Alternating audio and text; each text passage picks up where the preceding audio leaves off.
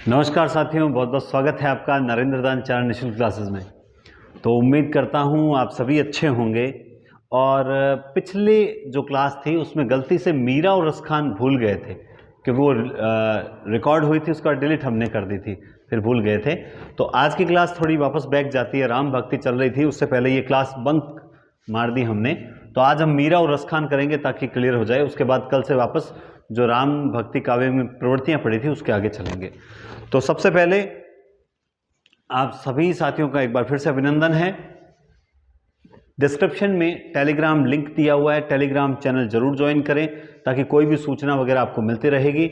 एक सूचना मैंने आपको दे दी है, नीचे डिस्क्रिप्शन में ही हिंदी पॉइंट ऐप जो है उसका लिंक भी दिया हुआ है। आप ज़्यादा से ज़्यादा संख्या में हिंदी ऐप जो टेलीग्राम हिंदी जो पॉइंट नाम से ऐप है उसको डाउनलोड करें। बहुत कल से 1 तारीख है ना, कल से हम अपलोड करेंगे क्वेश्चंस। रात को इसी वक्त लगभग हम अपलोड कर देंगे क्वेश्चन। 20-20 क्वेश्चन का प्रयास है, 20 जीके के और 20 ही हिंदी के निःशुल्क कोर्स। वो जो एक कह सकते हैं कि टेस्ट आपको अवेलेबल करवाएंगे, और उसके लिए आपको क्या करना है क्या नहीं करना है वो भी आपको कल ही बता देंगे। ठीक है, तो कल यूट्यूब पे जो वीडियो आएगा वो इसी से संबंधित आएगा। अब रही बात ऐप की, तो ऐप तो आपको डाउनलोड करना ही है। और एक वो जो मैंने आपको कहा था, क्या कहा था कि कल वाले वीडियो में मैंने आपको बताया था कि भाई एक स्कॉलरशिप टेस्ट और करवाएंगे हम पूरे संपूर्ण सिलेबस का, सेकंड ग्रेड है। तो वो हर सब्जेक्ट का विद्यार्थी दे सकता है, चाहे वो साइंस से हो, सोशल स्टडी से हो, इंग्लिश से हो, गणित से हो, है ना। तो आप अपने जो भी साथी हैं, कम से कम एक स्टूडेंट 10 साथियों को उस स्कॉलरशिप टेस्ट में इनरोल जरूर करेगा। इतना सा आप सहयोग मेरा जरूर करें ताकि हमें भी क्रीम स्टूडेंट, जो पढ़ने वाले स्टूडेंट है ना, हम उन तक पहुंच सकें। ठीक है दोस्तों, तो चलिए अब हम मीरा की बात करते हैं। मीरा मिर्तनी है ना। मीरा जिसका जन्म 1498 में हुआ था और निधन जो हुआ था 1546 में हुआ था। मीरा जिसका जन्म 1498 में हुआ कहाँ था? कुड़की ग्राम। कहाँ हुआ था भाई? कुड़की ग्राम में हुआ था। ये भी हम सबको पता है। हर चीज को क्रमबद्ध तरीके से अगर हम याद करें तो निश्चित रूप से हम कभी भूलेंगे नहीं। अगर मीरा के गुरु की बात की जाए तो मीरा के गुरु थे रैदास, है ना। रैदास जिनको रविदास भी कहा जाता है। मीरा के गुरु थे रैदास जिनको रविदास भी कहा जाता है। ये बात भी क्लियर हो गई। उसके बाद हम देखते हैं कि इनके बचपन का नाम क्या था? प्रेमल देव। बचपन का नाम क्या था? बचपन का नाम था प्रेमल देव। बचपन का नाम था प्रेमल देव। इनके बचपन का नाम था प्रेमल देव। तो चलो बताओ, देखें। महारानी लक्ष्मीबाई, जिनको हम पढ़ते हैं लक्ष्मीबाई जो है, उनका जन्म क्या था? जन्म का नाम क्या था? कमेंट बॉक्स में बताओ। आलस मत किया करो, एक कमेंट ही तो करना पड़ता है। कमेंट किया करो, बताया करो। क्लास में कोई कमी है तो बताया करो ताकि और सुधार करेंगे हम, है ना। तो मीरा 1498 1546 कुड़की ग्राम, गुरु जो थे वो रैदास थे। मीरा ने एक संप्रदाय चलाया था, या मीरा के संप्रदाय को दास दासी संप्रदाय कहते हैं। क्या कहते हैं? दास दासी संप्रदाय। दास दासी संप्रदाय जो मीरा के गुरु रैदास हैं, प्रेमल देव के बचपन का नाम है, संप्रदाय जो चलाया था वो दास दासी चलाया था। मीरा के जो पद हैं, मीरा ने जो भी पद लिखे वो राजस्थानी मिश्रित ब्रज भाषा में लिखे थे। राजस्थानी मिश्रित ब्रज भाषा में लिखे थे। इस बात को भी हमें ध्यान में रखना है। ठीक है, इसके बाद एक चीज और आती है कि जो मीरा और रसखान थे, मीरा और रसखान ये किसी भी संप्रदाय से संबंधित नहीं थे। जैसे कोई निम्बार्क से था, कोई वल्लभाचार्य शुद्धाद्वैत से था, ठीक है, तो कोई रामानुज संप्रदाय है, ठीक है। तो ये किसी संप्रदाय से संबंधित नहीं थे, बल्कि मीरा ने तो खुद ने अपना एक दास दासी संप्रदाय भी चलाया था। तो यहां 3-4 बातें हो गई। अब हम पढ़ते हैं कि मीरा के काव्य में देखिए एक परिभाषा है जो देते हैं ARC कहते हैं कि मीरा के काव्य में सूर की क्रीड़ा है। वाह, क्या बात कही है। मीरा के काव्य में सूर की क्रीड़ा है, तुलसी जैसी दृढ़ता है। तुलसी सी दृढ़ता है। मीरा के काव्य में सूर की क्रीड़ा है, तुलसी की दृढ़ता है, और कबीर का रहस्य है। कबीर का रहस्यवाद है। कबीर का रहस्यवाद है, और साथ साथ क्या है? प्रेम का उन्माद है। ये परिभाषा कौन देते हैं? ये परिभाषा देते हैं ARC। कहते हैं कि मीरा के काव्य में सूर जैसी क्रीड़ा है, मीरा के काव्य में सूर की क्रीड़ा है, तुलसी की दृढ़ता है और कबीर की रहस्यात्मकता के साथ साथ प्रेम का पुनित उन्माद है। प्रेम का पुनित नहीं लिखा मैंने शब्द, प्रेम का पुनित उन्माद है। तो ये परिभाषा बहुत इंपॉर्टेंट परिभाषा है। अब प्रश्न कैसे आता है एग्जाम में? जो प्रश्न आता है, ठीक है, देखो ये अपनी शॉर्ट क्लासेस हैं, कुछ स्टूडेंट्स के लिए बहुत हितकारी भी साबित होंगी, इसमें कोई दो राय नहीं है, क्योंकि ये अच्छी चीज़ है। और लास्ट में जब आपका पेपर आएगा तब मैं आपको एक एक क्वेश्चन बता दूंगा कि देखो मैंने आपको ये क्लास में बताया था। और रही बात प्रश्न कैसे आता है वो बता रहा हूँ। विस्तृत क्लासेस थोड़ी सी बस ये है कि उसमें थोड़ा हम टाइम ज़्यादा दे पाते हैं, तो कहीं ना कहीं जो कैपेबल हो उन्हें लेनी चाहिए विस्तृत क्लासेस, और जो नहीं ज़रूरतमंद है उनके लिए मैं नियमित एग्जाम होने तक चलता रहूँगा। तो घबराए नहीं, गैप जरूर आता है, कोई नहीं। प्रश्न कैसे आता है कि मीरा से संबंधित निम्न में से कोई कथन असंगत है या संगत है। अब मान लो आ गया कि मीरा के काव्य में सूर जैसी क्रीड़ा है, मीरा के काव्य में तुलसी जैसी दृढ़ता का अभाव है, मीरा के काव्य में कबीर सा रहस्यवाद देखने को मिलता है, मीरा के काव्य में अनुभूति की तीव्रता है, तो निम्न में से असंगत कथन कौन सा है? तो हमने देखा कि उसमें ऑप्शन था तुलसी की दृढ़ता का अभाव। अभाव नहीं था, तुलसी जैसी दृढ़ता तो थी। तो संगत असंगत वाले प्रश्नों को विशेष रूप से गौर करना चाहिए, और वो परिभाषाओं से होते हैं। तो आप परिभाषा अगर ढंग से पढ़ोगे ना तो आपको निश्चित रूप से एक एक चीज क्लियर हो जाएगी।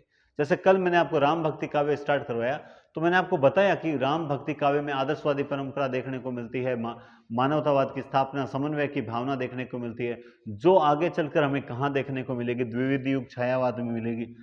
तो ये सारी चीजें मैंने आपको बताई। अब देखिए मीरा की जो भक्ति पद्धति है, मीरा की भक्ति पद्धति माधुर्य भाव की है। मीरा की भक्ति पद्धति जो है वो कैसी है? माधुर्य भाव की है। और अपने इष्ट देव जो है, यानी कृष्ण जो इनके इष्ट देव थे, उनको इन्होंने क्या माना है? अपने इष्ट देव को ही अपना प्रियतम मानकर, यानी इन्होंने भी लौकिक प्रेम के माध्यम से अलौकिक प्रेम की प्राप्ति करनी चाहिए। इसके बाद एक ARC की परिभाषा और भी है। ARC क्या कहते हैं? मीरा की भक्ति में जो रहस्यवाद है वह सूफियों के प्रभाव के कारण है। मीरा क्या है ये? मीरा के काव्य में जो रहस्यवाद है वह सूफियों के प्रभाव के कारण है। मीरा के काव्य में जो रहस्यवाद देखने को मिलता है वह सूफियों के प्रभाव के कारण देखने को मिलता है। इसके अलावा एक बात और कहते हैं ARC कहते हैं कि भाई मीरा के काव्य में सूर जैसी साहित्यिकता तो नहीं है, सूरदास जैसी साहित्यिकता तो नहीं है, लेकिन साहब मीरा के काव्य में अनुभूति की तीव्रता देखने को मिलती है, अनुभूति की तीव्रता देखने को मिलती है। बिल्कुल बहुत अच्छी बात कही है।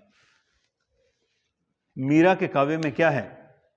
अनुभूति की तीव्रता देखने को मिलती है। ठीक है, अब हम कह सकते हैं कि मीरा का जो एक प्रश्न आया था कि भाई मीरा का जो अंतिम समय है वो कहाँ बीता, तो मैंने बताया भाई अंतिम समय जो है वो द्वारका में बीता। अब मेरी गलती ये हो गई, मैंने साहब गुजरात नहीं लिखा, यहाँ मैंने क्या नहीं लिखा?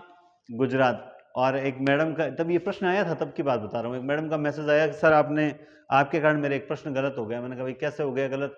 तो बोला सर आपने बताया था मीरा का अंतिम समय द्वारका में बीता, लेकिन सर ऑप्शन में तो मैंने तो जो है मैं तो करके आ गई द्वारका, लेकिन ऑप्शन में तो गुजरात सही मान लिया। तो मैंने कहा मैडम द्वारका कहाँ है? वहां मतलब इस तरह ऑप्शन थे गुजरात, राजस्थान, उत्तर प्रदेश, उत्तरांचल। तो मैडम ने उत्तर प्रदेश कर दिया। बोला सर मैं तो द्वारका करके आ गई। मैंने कहा द्वारका कहाँ है मैडम? बोला उत्तर प्रदेश में। मैंने कहा मैडम कब से हो गया? बोला सर द्वारका तो उत्तर प्रदेश में ही है। अच्छा तो फिर गुजरात में क्या है? अरे साहब द्वारका गुजरात में है। अब हुआ क्या? मैडम के कंफ्यूजन कैसे हुआ? मैडम के कंफ्यूजन इस तरह से हुआ, मथुरा कहाँ, अयोध्या कहाँ, गोकुल कहाँ, वृंदावन कहाँ? तो मैडम ने सोचा द्वारका भी वहां, ये सब कहाँ? तो द्वारका भी। तो ध्यान रखें द्वारका जो है वो कहाँ है? वो गुजरात में है। अंतिम समय कहाँ बीता? तो वो गुजरात में बीता था। क्लियर बात है। उसके बाद एक जनुश्रुति है कि मीरा ने तुलसीदास जी को एक पत्र लिखा था कि भाई मुझे घरवाले जो हैं वो बहुत परेशान करते हैं, ऐसे करते हैं, वैसे करते हैं। तो तुलसीदास जी ने वापस एक पत्र लिखा, रिप्लाई दिया था। व्हाट्सएप मैसेज आया, जैसे ही व्हाट्सएप मैसेज देखा कि अरे ये तो मीरा जी का व्हाट्सएप मैसेज आया है, तो फिर तुलसीदास जी ने फटाफट उनको रिप्लाई किया, और रिप्लाई इस प्रकार से किया कि जाके प्रियन राम वेदेही तजिए ताही कोटि सम परम स्नेही, इस प्रकार से दिया कि भाई चाहे कोई कितना ही परम स्नेही न क्यों न हो, उसको त्याग दो अगर उसके हृदय में राम सीता का वास नहीं है। लेकिन रामचंद्र शुक्ल इस बात को कल्पित मानते हैं। वो कहते हैं ना ना, ऐसी कोई बात हुई नहीं थी। चलो क्यों मानते हैं कल्पित, हम देखते हैं। देखो, आपने देखा है 1532 में तुलसीदास का जन्म हुआ था कि नहीं हुआ था? हुआ था। और मीरा का निधन जो है वो 1546 में हो गया था। इसका मतलब मीरा ने वो पत्र लिखा होगा तो लगभग 1542 के आसपास लिखा होगा, 43, चलो 46 में लिखा, 32 से 46 तक, 32 से 42, 14 साल होते हैं, 14 वर्ष होते हैं।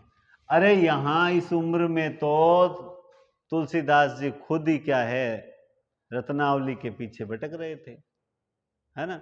रत्नावली ने ज्ञान कराया तुलसीदास जी को। तो यहां पर तुलसीदास जी 1546 के आसपास हमें नहीं लगता कि मीरा को ज्ञान दे सकते हैं।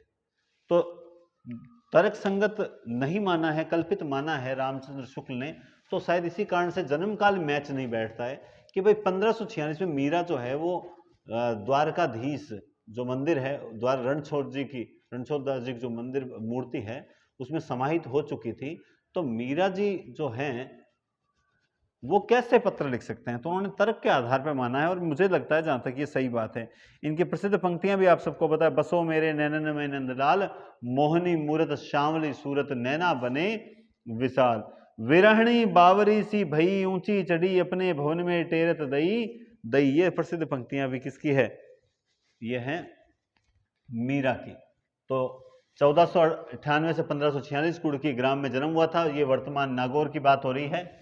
जिला पूछे तो कौन सा है? नागौर है। गुरु रैदास थे, रविदास थे, है ना। कहे रैदास चमारा, जाति भी ओछा कर्म भी ओछा, है ना, धर्म ओछा धर्म हमारा। तो प्रेमल दे इनके बचपन का नाम, संप्रदाय दास दासी चलाया, राजस्थानी मिश्रित ब्रज भाषा है, सूर की क्रीड़ा, तुलसी की दृढ़ता और कबीर का रहस्यवाद के साथ साथ प्रेम का पुनित उन्माद भी मिलता है। मीरा की भक्ति माधुर्य भाव की थी। मीरा के काव्य में जो रहस्यवाद है वह सूफियों के प्रभाव, ये परिभाषा एआरसी कहता है, तीनों परिभाषा एआरसी ने दी है।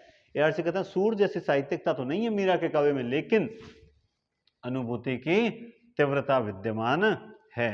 तो ये बात भी आप क्लियर ध्यान रखें। क्लियर बात है। अब उसके बाद देखिए, हाँ दिखाई दे रहा है भाई सही?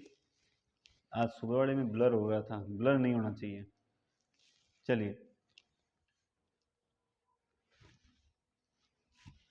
हाँ अब बात करेंगे हम रसखान के बारे में। किसके बारे में? रस की खान थे रसखान। क्या थे? रसखान। रसखान का जन्म जो हुआ था 1544 में दादू का हुआ था, और 1548 में जो इनका हुआ था। ठीक है, तो हुआ था 1548 में जन्म हुआ था। इनको सवैयों का शहंशाह कहा जाता है। शहंशाह जो है, सवैयों का शहंशाह कहा जाता है। मूल नाम था इनका सैयद इब्राहिम। मूल नाम क्या था? सैयद इब्राहिम जो है इनका मूल नाम था। क्या हमसे कोई पूछेगा कि 1548 में जन्म हुआ था और 1628 में इनका निधन हुआ था? हमसे कोई नहीं पूछेगा। सवैयों का शहंशाह इनको कहा जाता है, ये हमसे बिल्कुल पूछा जा सकता है। सैयद इब्राहिम इनका मूल नाम था, ये पूछा जा सकता है। इनकी भाषा जो है वो ब्रज है, सबको पता है, हमसे कौन पूछेगा। भाषा जो है वो कैसी है? ब्रज है। और किस गुण की रचनाएं लिखी है? तो ध्यान रखें, अगर इनकी रचनाओं में गुण देखने को मिलता है तो वो मिलता है माधुर्य गुण देखने को मिलता है। सैयद इब्राहिम ब्रज भाषा गुण। इनके गुरु का नाम, अब देखिए ये किसी संप्रदाय से संबंधित नहीं थे, लेकिन फिर भी इनके गुरु का नाम अगर पूछ लिया जाए तो ध्यान रखना विट्ठलनाथ इनके गुरु हैं। ये वही विट्ठलनाथ हैं जिन्होंने श्रृंगार रस मंडल लिखा था, जिन्होंने श्रृंगार रस मंडल लिखा था। ये वही गुरु विट्ठलनाथ की बात हो रही है। और अगर नगेंद्र की परिभाषा की बात करूं तो नगेंद्र कहते हैं कि अगर किसी को स्वच्छंद धारा का प्रवर्तक कहा जाता है, स्वच्छंद धारा प्रवर्तक कहा जाता है तो वो घनानंद है। अरे कहां से आ गया दिमाग में घनानंद, वो रसखान है। मतलब नगेंद्र ने कहा है कि भक्ति काल में स्वच्छंद काव्य धारा का प्रवर्तक अगर किसी को कहा जाता है तो वो किसको कहा जाएगा, लिख देता हूं यहां, भक्ति काल में। मतलब भक्ति काल में जो स्वच्छंद होकर चला था वो कौन था, वो रसखान था। ये परिभाषा किसकी है, ठीक है। भारतेंदु ने एक बात कही है इनके बारे में। भारतेंदु क्या कहते हैं, भारतेंदु कहते हैं कि भाई साहब रस खान तो जो है वो वास्तव में रस की खान ही थे। वो क्या थे, रस की खान। ये बात कौन कहता है, ये बात कहते हैं भारतेंदु। भारतेंदु कहते हैं कि साहब रस खान तो रस की खान ही थे। लेकिन नगेंद्र इसके बाद एक परिभाषा और कहते हैं। नगेंद्र क्या कहते हैं, नगेंद्र कहते हैं कि वो कवि बाद में थे, कवि बाद में थे, वो पहले एक सहृदय व्यक्ति थे, एक सहृदय व्यक्ति थे। वो कवि तो बाद में थे, पहले एक सहृदय व्यक्ति थे। नगेंद्र की दो परिभाषाएं मैंने आपको बता दी। स्वच्छंद काव्य धारा का प्रवर्तक भी किसको माना है, इनको माना है। माना है कि नहीं माना है, ठीक है। अब इनकी कुछ रचनाएं अगर हम देखें तो देखिए, सुजान रसखान बहुत इंपॉर्टेंट रचना है। देखिए इन्होंने भी सुजान शब्द का प्रयोग किया, जो हमें कहां देखने को मिलता है, गणानंद। अष्टयाम, आठों प्रहरों का वर्णन है। दान लीला,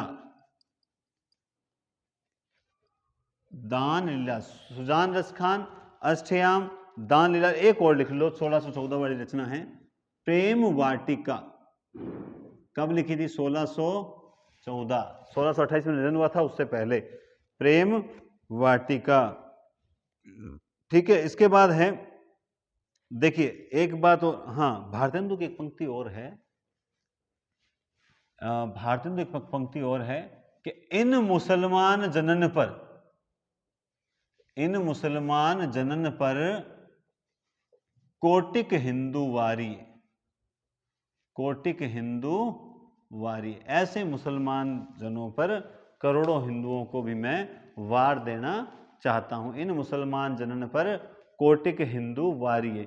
ये मीरा और रसखान के बारे में जो महत्वपूर्ण जो सूचनाएं आपको देखने को मिलती है तो वो मैंने बताई। देखिए रसखान वास्तव में देखा जाए ना तो ब्रज भाषा के मतलब एकदम बढ़िया कह सकता हूं, सशक्त है ना, मर्मज्ञ और सशक्त कवि अगर कहे जाए।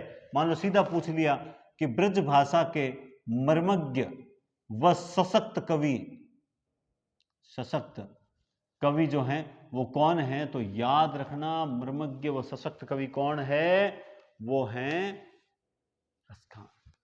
रस की खान थे, भारतेंदु कहता है। ये एक सहृदय व्यक्ति थे, नगेंद्र कहते हैं। अगर भक्ति काल में कोई स्वच्छंद काव्य धारा का प्रवर्तक हो सकता है तो वो रसखान हो सकता है। कौन कहते हैं, नगेंद्र कहते हैं, ठीक है। मीरा के बारे में सूर की क्रीड़ा, तुलसी की दृढ़ता, कबीर का रहस्यवाद, साथ साथ में प्रेम का पुनित उन्माद भी हमें मीरा के काव्य में देखने को मिलता है। कौन कहते हैं, ARC कहते हैं। यहां जो कुछ कहते हैं ARC कहते हैं, यहां जो कुछ कहते हैं वो नगेंद्र कहते हैं। या दो पंक्तियां भारतेंदु की है, एक तो रस की खान थे और एक इन मुसलमान जनन पर कोटिन हिंदू वारी है। इनकी रचनाएं हैं सुजान रसखान, सुजान रसखान हमेशा रस खाती रहती थी, सुजान रस खाती रहती थी, आठों याम, आठों प्रहर खाती रहती थी, दान लीला किसी को दान देती नहीं थी, बस प्रेम वाटिका में टहलती रहती थी। सुजान प्रेम वाटिका में टहलते हुए आठों प्रहर रस खान खाती रहती थी, रस को खाती रहती थी। और दान लीला भी एक इनकी रचना है। आप ध्यान रखें, दान लीला जो रचना है वो ध्रुवदास की भी है। ध्रुवदास की भी 3 रचनाएं हैं, एक तो है मान लीला, एक है दान लीला और एक है ब्रज लीला। दान लीला, मान लीला, ब्रज लीला और भक्त नामावली, ये चारों रचनाएं भी ध्रुवदास की है। ठीक है, तो दान लीला इनकी भी है, दान लीला ध्रुवदास की भी है। तो उम्मीद करता हूं रिस्खान और मीरा को लेकर जो पेपर में आने लायक जो चीजें हैं ना, वो मैंने आपको काफी कुछ हद तक बता दी। अब ऐसे तो आप जितना पढ़ो उतना कम है, इसकी कोई लिमिट नहीं है। आपसे फिर मेरा यही कहना है, आराम से जैसे जैसे चल रहा है, अभी तक विज्ञप्ति आई भी नहीं है, तो जैसे चल रहा है, कभी कभार मिस होती है। कल वाली क्लास जो है, अब कल क्लास जहाँ तक लेने का मेरा विचार है, फिर भी एक वो वीडियो डालूंगा जिसमें आपको ये बता सकें, चलो मैं लूंगा, क्लास तो लूंगा, ये पक्की बात है, क्लास तो मैं 101% लूंगा। तो आप बस इतना ध्यान रखो कि जैसे जैसे क्लास चल रही है, कभी कभार बंक हो जाती है, तो आप टेलीग्राम चैनल पर सूचना डाल देंगे, बस आप देख लिया करो, बोले हाँ क्लास नहीं है, फिर बार बार पूछने की नौबत नहीं आए। फिर ऐसा लगता है कि सर रेगुलर नहीं आ रहे, रेगुलर साहब टाइम नहीं मिल पाता इतना, सर्दियां आ गई, दिन छोटे होते हैं, तो और भी टाइम नहीं मिल पाता। तो आप मेरी बात को समझें, जितना मैं करवा रहा हूँ आप करते रहिए, मैं साहित्य कंप्लीट करवा दूंगा, निश्चिंत रहिए। तो डिस्क्रिप्शन में टेलीग्राम लिंक दिया, उसे ज्वाइन कीजिए। सब्सक्राइब जरूर करें चैनल को सब्सक्राइब जरूर करें। चैनल सब्सक्राइब नहीं करते हो तो फिर नोटिफिकेशन भी नहीं आता। और देखिए, मैं भी अगर कुछ कर रहा हूँ, मैं भी चाहता हूँ कि मेरे भी अच्छे स्टूडेंट्स हों, ताकि जितना आपका मोटिवेशन मुझे मिलेगा, मैं और बेहतर देने का प्रयास करूंगा। आप कहोगे तो आने वाले समय में test series, online test series जो होती है, वो भी चला दूंगा यूट्यूब पर, बराबर क्वेश्चन आते हैं ना। तो थोड़ा सा मेहनत आप भी करो, थोड़ी सी मैं करता हूँ, मिलकर सहयोग करेंगे तो सब कुछ बेस्ट होगा। और प्रार्थना यही है कि देखिए, आप सभी का सिलेक्शन भी हो, मेरी खुद की यही हार्दिक इच्छा है कि आप सबका सिलेक्शन हो। ठीक है दोस्तों, तो बहुत बहुत धन्यवाद।